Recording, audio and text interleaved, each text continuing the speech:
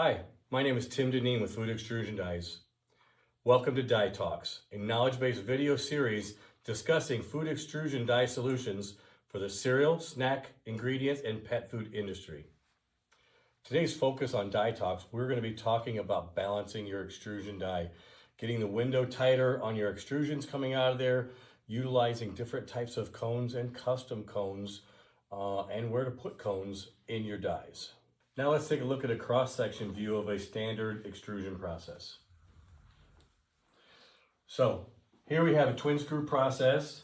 This is actually a die plate on here, and this is a simulated insert holder. So basically we have our twin screws coming through here, and I have no cone drawn on our die right now because I want to show how the process of that. So basically that's going to hit right here flat on that, and then it's going to go each way.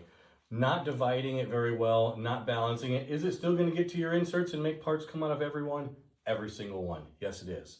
But they're not going to be even. They're not going to be, if you have a functional part that's curling or rotating, the top and the bottom and the sides are all going to be different. If you have small extrusions, the length of them are all going to be different. So the normal thing at that point, what we do is, we put a standard cone in there that comes with it. You probably run on every one of your dies. The same one. So we put that in there. Again, that's your standard die cone. You probably have one or three of these. You run on every single die you have. And that does a good job. That balances things out to a degree, and maybe everything's good at that point. But maybe your window needs to be tighter. Maybe you're still having some differences on top and bottom. So we're going to do something. We're going to pull that tolerance in. We're going to make a different cone for that. Now, how that cone ends up looking depends on the product you're having coming out of there, how much room you have back there also. There's different types of cones also. Your standard one that's on there. There's also a standard crown cone, this side right here, that curls up and kind of waterfalls down. It does an okay balancing job. But if we want something, we want to start balancing it farther back in this process. We want to get control of it way back there. We don't want to be pushing and moving stuff around right before it comes out. We want to start it back here as far as we can. So at that process, instead of having a standard short cone on there,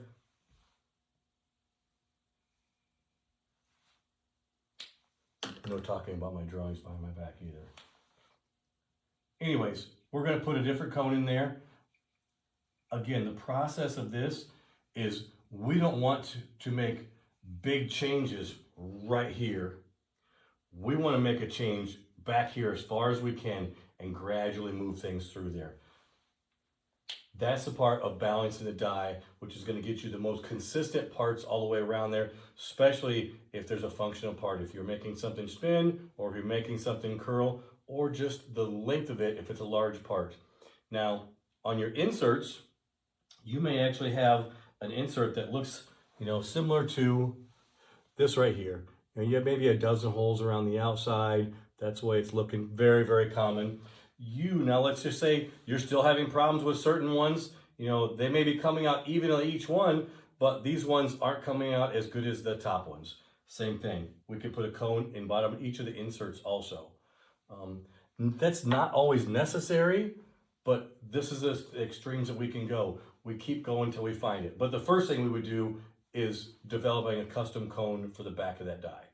After that, if we still need to fine tune and pull that window even tighter, get those parts more even, we would do something with the tip of this.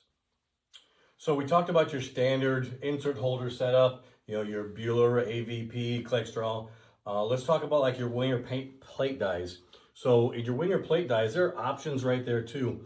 And again, when you're laying out your extrusion, that determines if you're going to have a cone in there or what. So let's look at this one right here. That's basically all of them are going the same way.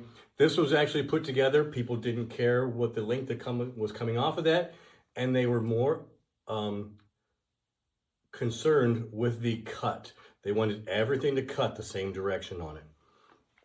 So on that, you're not going to get as much balance, but again, what's important. So this one where things are more important that way, there actually is a cone in the back of there.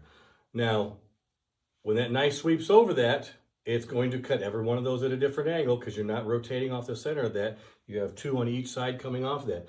What's more important? What are you trying to do? What's your problem? You know, where are you at right now? What are you running? And what are you trying to improve on? Again, with that type of insert on there, same thing. You have room behind there, especially if you have a spacer or a distributor plate behind there. You could actually put a cone on the back of each one of those also. Again, where are you at? Where do you want to be? So that's pretty much everything we're going to talk about right now. Our next video is going to be about dead space, the invisible production killer. And when I'm talking about dead space, I mean like in the bottom of an insert, the bottom of your dies, if it's not transitioned and it goes straight down to the bottom, that sits there and it gets hard. You start getting little black smears if you have a light colored product, or all of a sudden you have clogs. Like we've been running for days, great. Now you have some clogs and things. That's because some of that dead space has broken away. But that is a topic for next time on Die Talks. So thank you for watching our video. Again, my name is Tim Deneen from Food Extrusion Dies. Many of you know me as the Die Guy.